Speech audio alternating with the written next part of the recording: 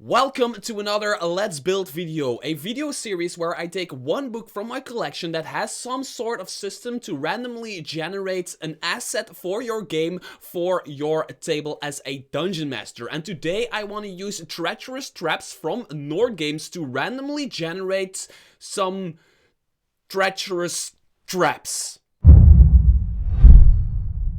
Hi there fellow roleplayers and game masters, my name is Mr. Trosk and this is still your go-to YouTube channel for everything third-party Dungeons & Dragons 5th edition related, and today we're talking about Treacherous Traps by Nord Games. I have a full review of this book on my channel. I will link it somewhere that you can check out, and if you ever want to pick it up, make sure to click my affiliate link in the description below. I will just take like a small percentage of whatever you buy from their website after you click that affiliate link. Very important if you want to support me. Now let's talk about what Treacherous Traps is really quickly if you don't want to get into the full review. Treacherous Traps is a book by Nord Games with a ton of treacherous traps. As a matter of fact, it is like the bulk of the book is traps, and more traps. So there's a lot of traps in here, and they are all usable in your games. They go from level 1 all the way up to level 20. There's really wicked dangerous traps in here. There's ways to adjust them to your game. There's tips and tricks on how to run them, where to place them. They have everything you need to run treacherous traps in your game. But it also has a random system for creating random traps for your game, and I'm just gonna try to create maybe 1 or 2, maybe even 3 traps from that, just to see what we get, what kind of combination we can roll from those tables. So let's get into that. So here it is, Treacherous Traps PDF, and as you can see, they say it is the definitive guide to creating traps, hazards, and puzzles for your fantasy adventure. Now, if you are specifically in the market for puzzle encounters, and I'm talking like riddles and really like puzzles your players need to figure out in order to get through a dungeon or whatever, a good alternative is Wally DM's Journal of Puzzle Encounters.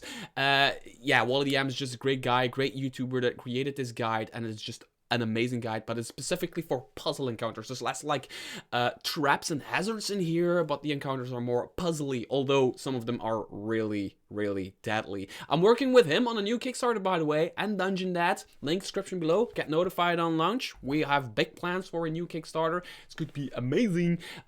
So Treacherous Traps for me is a book more about traps and like the real really like the traps you see and have been seeing in Dungeons & Dragons ever since you've been playing Dungeons & Dragons, like you've seen in medieval movies like spiked pits and everything, you know, that kind of stuff. As you can see, they have a section on how to use traps. Don't overuse them. Please don't overuse traps. Then a bunch of traps according to level, designing traps, the trap-centric dungeon. There's all kinds of stuff about traps. They're really into traps. And then there is the random trap generator. I'm saying trap so much that it's just losing its meaning. Random trap generator that we're going to use to see what we can come up with. So here it is, this section called Random Trap Generator, and there's a really important part here they titled Unlikely Combinations. It is a random rolling type thing, which means that you could come up with unlikely combinations, like in general stuff that doesn't make sense, like triggers and effects that doesn't make sense, or that doesn't make sense for your dungeon, or for your campaign, or for your whatever. So please, for the love of God, change stuff around if you want to change stuff around for your game, because these systems are not set in stone. They are created. It's really important to get your creative juices flowing. So if you want to change something, whatever you roll, re-roll if you want. I don't care. Nobody cares. It's your game and you should have fun in your way, which is the most important part about Dungeons & Dragons and generally like any hobby you do. As long as you have fun, you're having fun, right? So I'm gonna zoom into this really quickly so you can follow along. Oh, that's way too much. Okay, right there. Now we can read it. And I have a dice roller on my other screen. You need to take my word for it because I cannot screen cap it, because one more screen cap and my laptop will implode and explode at the same time, and I will probably kill everybody in Belgium by doing so. So I'm not gonna do that.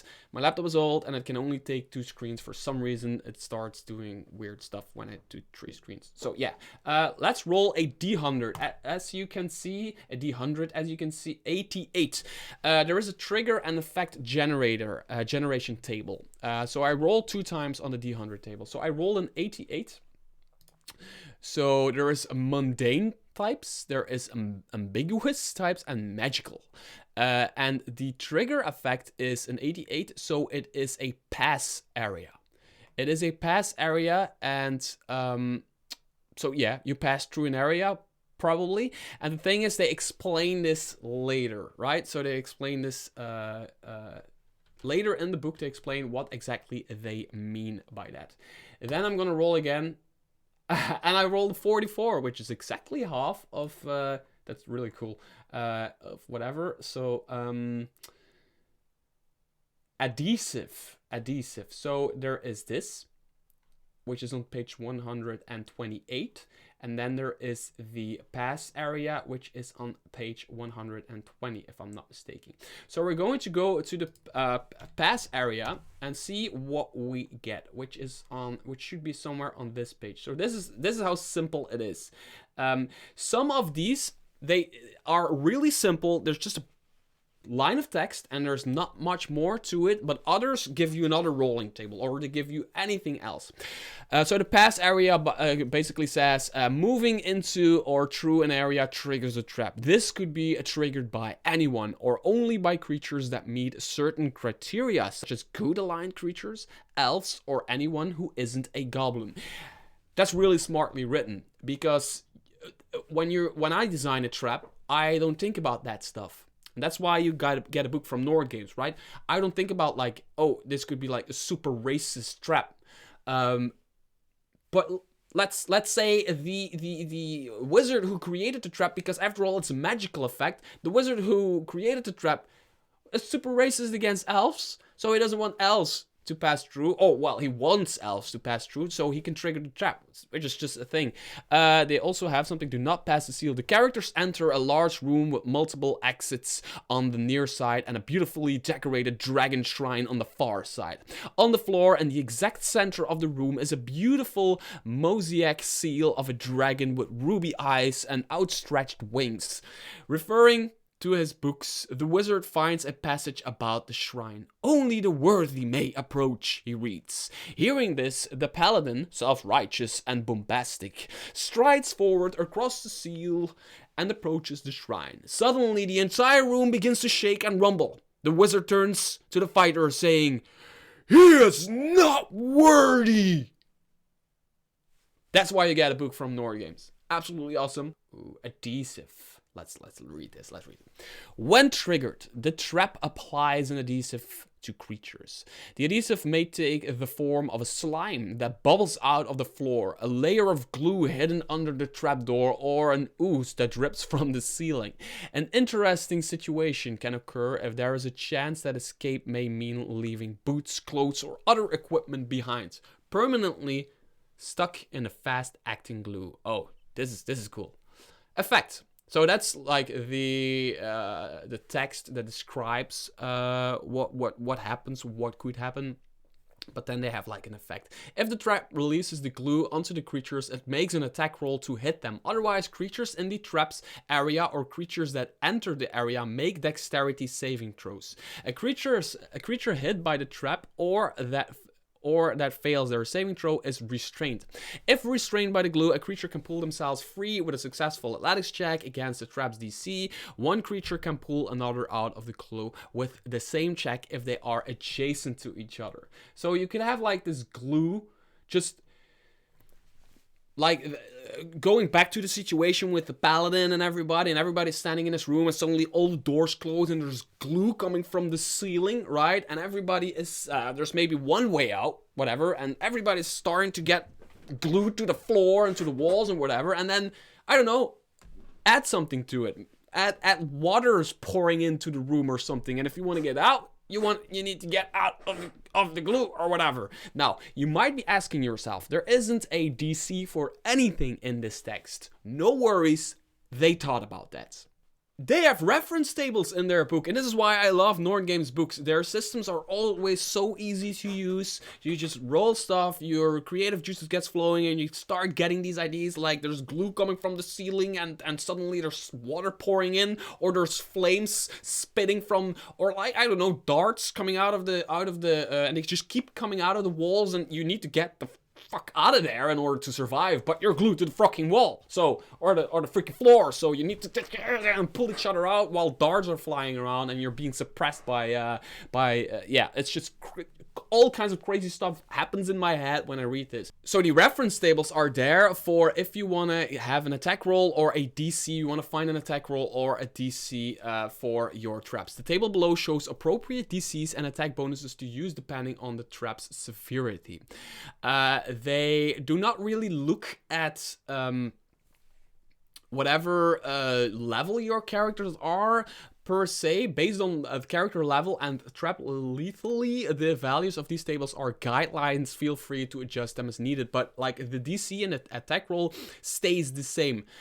Because, for example, if you want a dangerous trap, you want this glue trap to be dangerous, so you want some people of your party to be glued, and you want other people of your party to not be glued, it's a +8, right?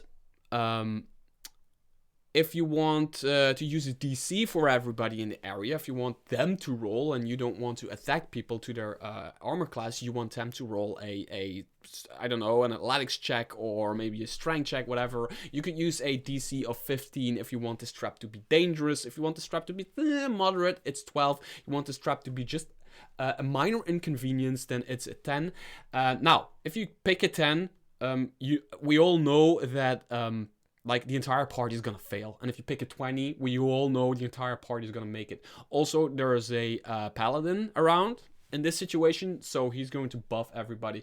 And then there is the multiple target and single target trap damage, and this is where you look at the level for your party. If your party is tier 2 party, level 5 to 8, let's say, and you want this to be dangerous, you can roll 6d10. This is just a simple system. If you want this to be, the table below shows a average damage amounts for a trap that moves, that targets more than one creature. So if you want to target one creature, you use 6d10. But if you want to target more creatures, you use 6d6, because you don't want to use 6d10 on an entire party, because you might one-shot the party. Yeah, that. All magic traps have the spell-like effect of some kind. Use the table below to determine the spell level of the trap, which may be important for spells like Dispel Magic. It is a magical trap, which targets elves, for example. Super racist wizard created super racist trap that targets elves, right? So it you need a spell level for that. So somebody can dispel magic if they kind of see that the trap is there. Somebody can use dispel magic. So let's just create another one. So I just went ahead and rolled 2 times on my D100, and I rolled a 46 and I rolled a 4. So let's see what we get from that. So the 46 is a false trigger, as you can see, because it is in the ambiguous part of the random rolling table. It's on page 116, and then on page 100, and let's see, it's a 4, which is bold. Page 123. So page 116 and page 123. So page 116, I'm gonna type 117, because we all know the PDFs act really, really weird when it goes to, yeah. So there is a false trigger. Some other trigger left out in the open, such as an indistinguished pressure plate, can be the perfect bait. Physically or magically interacting with this false trigger is what actually sets off the trap. A creature may get clues to the nature of the true trigger while attempting to disable the false one. I think that's interesting. So there could be a pressure plate that if you step on it, nothing really happens. But trying to fiddle with it, that's bad stuff. Really weird to mess with your players. And then page 123, which is page 124, is going to be bolts. A hidden crossbow or an array of crossbows is set to fire when the trigger is activated. Usually they are carefully hidden behind a wall, on a ceiling, or otherwise hidden out of sight. The traps make 1 attack rolls against the creature in range for each bolt set to fire. The number of bolts should be enough to deal the trap's damage based on its severity, and each bolt deals piercing damage. Combining the effect with another can produce a trap with blah blah blah blah blah blah. Now, I have a small issue with this. The number of bolts should be enough to deal with the trap's damage based on the severity. I don't see why you want to roll attack rolls for every bolt. That is the kind of stuff that slows the game down, to my opinion. For me, a trap is a trap. You mess with the trap, you get targeted by the trap, and the trap rolls a freaking attack roll. Does it hit you? Bad luck. There's a bunch of bolts coming at you, and you don't even, as a dungeon master, I wouldn't even describe like exactly there's 20 bolts coming at you. No, because nobody's counting bolts when they're coming at you.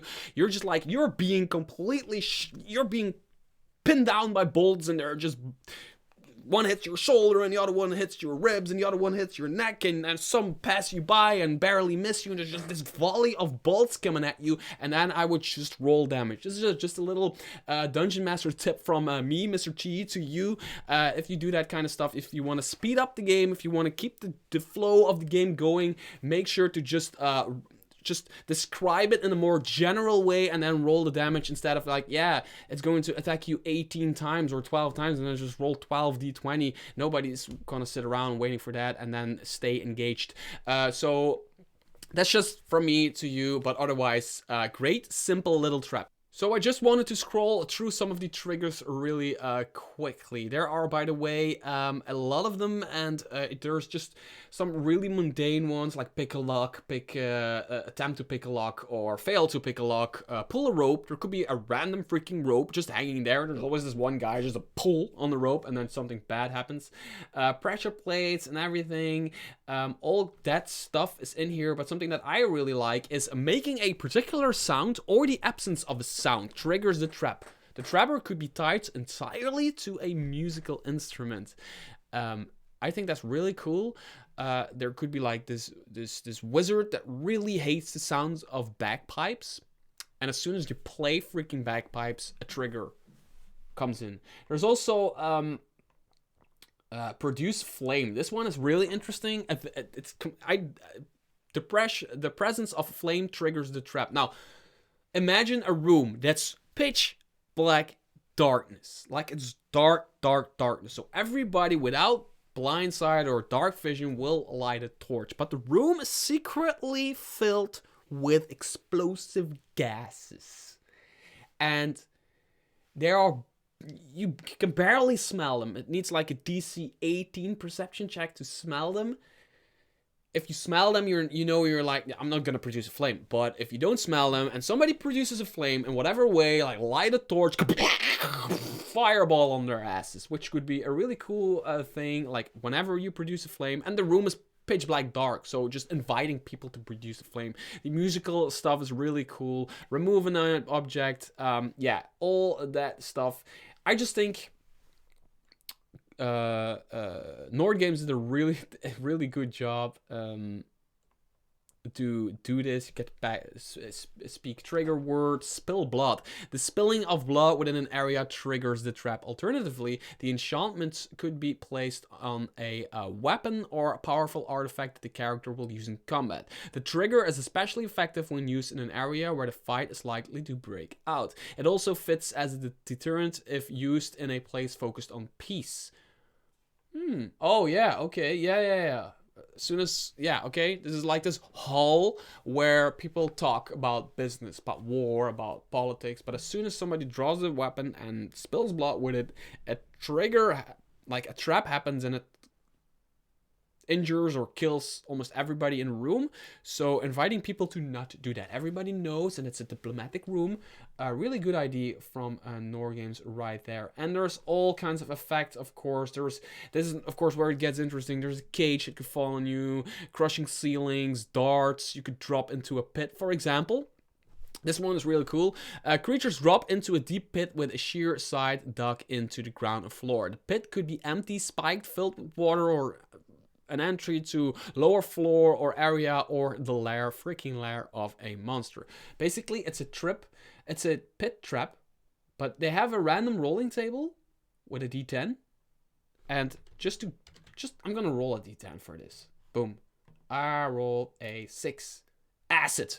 Creatures take 1d6 damage for every 10 feet they fall. Half of the damage is bludgeoning and half of it is acids.